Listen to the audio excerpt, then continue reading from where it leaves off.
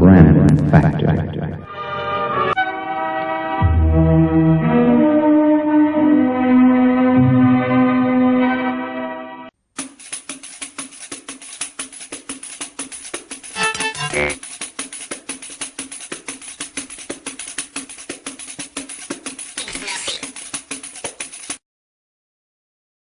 When are you going to stop taking this friend of yours around to these cases to gratify his morbid curiosity? Forget about Weldon, Doc.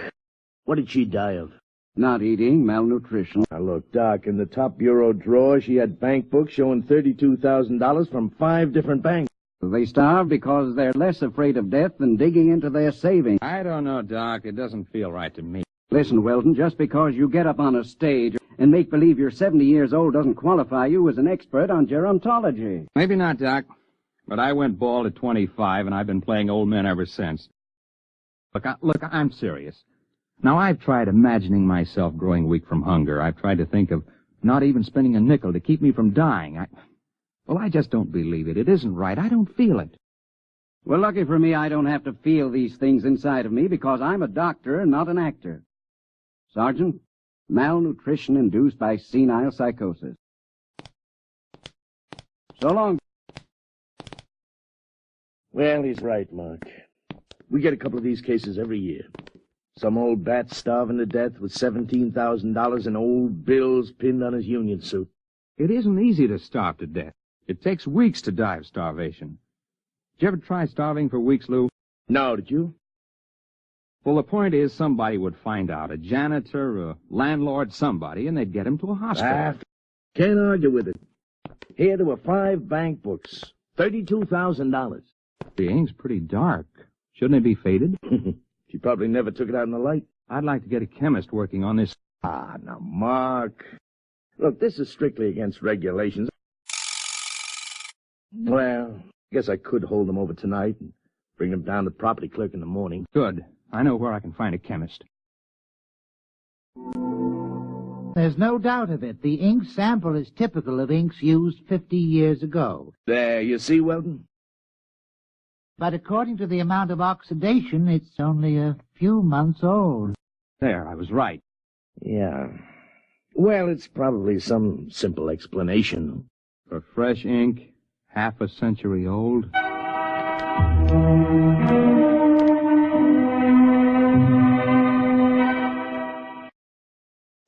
What's up, Lou?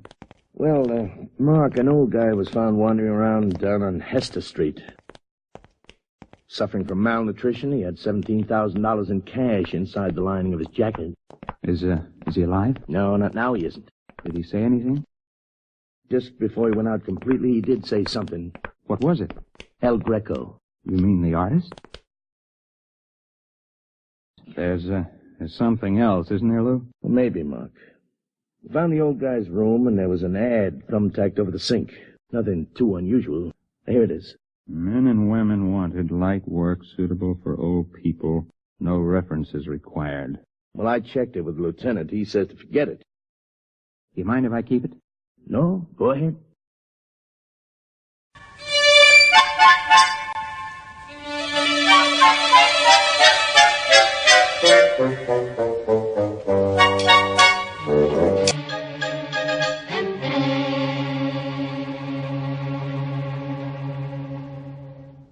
Name? Kernet. Louis Kernet. Address? Well, I don't exactly have a place. I've been staying with a fella down on 12th Street, a friend of mine.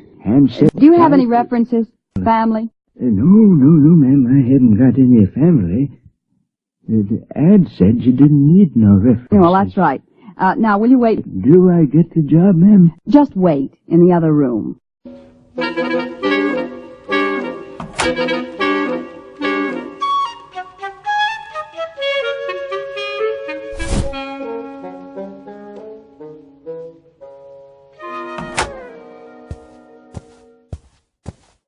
Are you awake now, Mr. Weldon? Huh? Ma'am? I don't think what? you need to carry on anymore. You are Mark Weldon. You're about 40 years old, and you played this same character on television about 6 weeks ago. Why did you apply for this position, Mr. Weldon? Well, as a matter of fact, it was a bet. was having an argument about the method with an actor who trained at the old Vic. Yeah, well, don't bother. You've been very busy recently trying to find out why senile psychotics starve themselves to death. How did you know that? Well, I happen to know that you've been present at several police investigations into these cases. My name is May Roberts. I'm the daughter of the late Dr. Anthony Roberts, the physicist, who was dismissed from the Brookhaven Atomic Energy Laboratory 5 years ago. I assume you're connected with these starvation cases. I intend to show you, Mr. Weldon. I'm happy to announce that you have the job. Now, look. Don't move, Mr. Weldon. Through that door. 5 minutes for the field to build up, Mr. Weldon. Please get in the cathode area. You mean that wire cage? Go ahead. All right, all right. I wouldn't advise moving now, Mr. Weldon. The wire carries some 10,000 volts. Now, look, Mr. Weldon, you're curious. And you could turn out to be a great nuisance to me. As long as you've come this far, we might as well both benefit. Find a set of envelopes. You find a set of instructions on each. Follow them carefully. I don't get it. You will.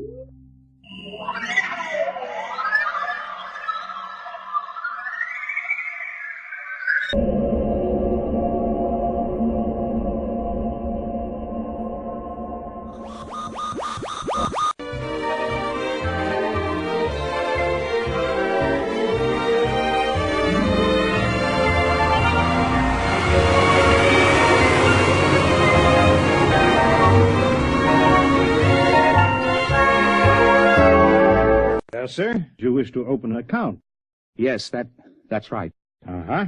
Well, we're very happy to have a new depositor. Very happy indeed. That's good. All right, now then, name? Mark Weldon. You have no address in the city at present? No. And you're depositing $150. That's right. All righty. I'll just check the slip here. $150, right.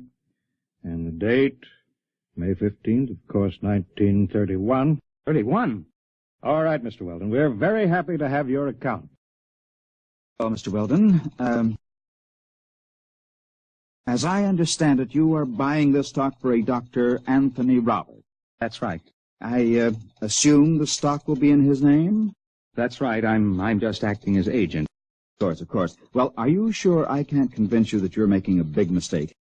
No, these are my instructions. Well, now, Mr. Weldon, we are a reputable brokerage house, and, well, frankly, I feel quite shaky about putting our clients' money into this kind of security. There's no future in it. It's a rare metal for which there is very little use for industrial purposes, and, well, however, if your client is adamant.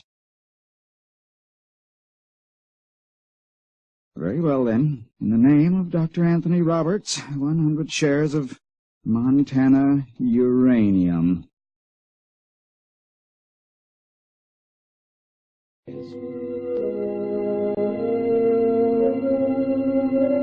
It doesn't feel right. Deposit money in my own name in various banks. I'd buy a stock or make a bet for May Roberts. Skipping through the years, touching here and there for a few minutes to an hour at a time. Was making deposits and winning sure bets, just as those senile psychotics had done. But those old people had died of starvation somehow with all that cash in banks.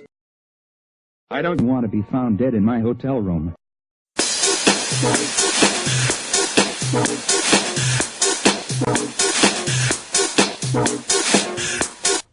Step on it.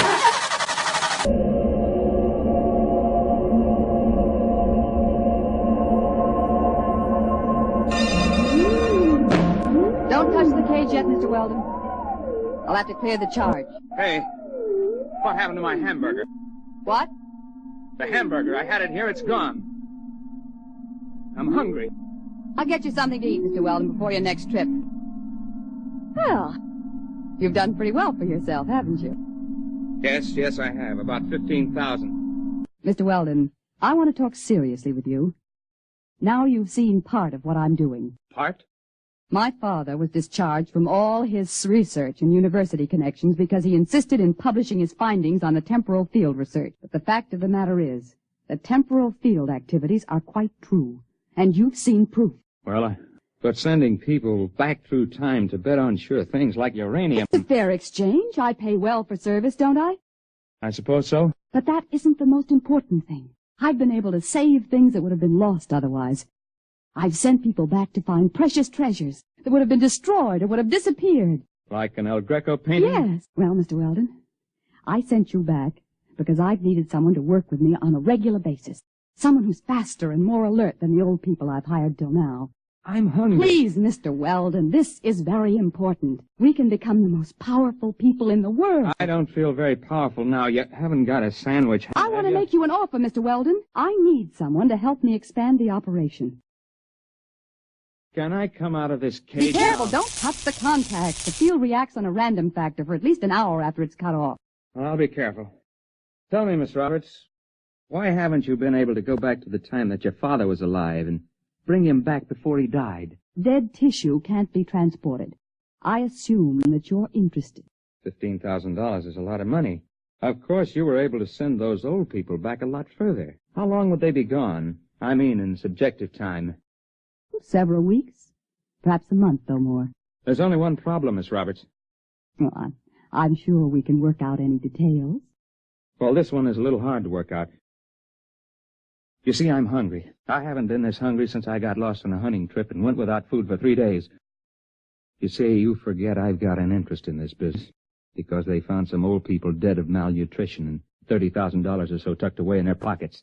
They had been gone a month or more, and they had to eat during that time, didn't they? When they came back, the food disappeared like my hamburger. It disappeared all at once, all over their body. They starved to death. No, you don't understand. They just couldn't take the field transition. They were too old, some of them, and they lied to me about their age to get the job. Oh, no, you can't tell me that because I know how hungry I am. And I was only gone about 12 hours. They were murdered. Get back. You know, they say a hungry man gets mighty desperate. He'll do almost anything. Let go! Let go! Let go of it! Oh! Look out! Look out! The cage! The contact!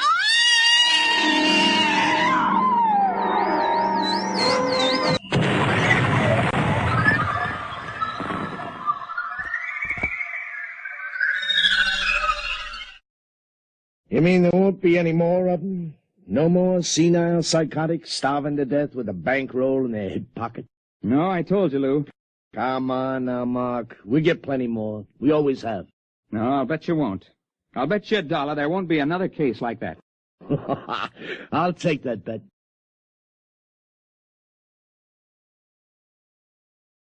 I lost the bet. There was one more case, and perhaps it was the strangest one. A woman was found wandering in Bryant Park just before she died of acute starvation. I guess that's what she meant by the random factor.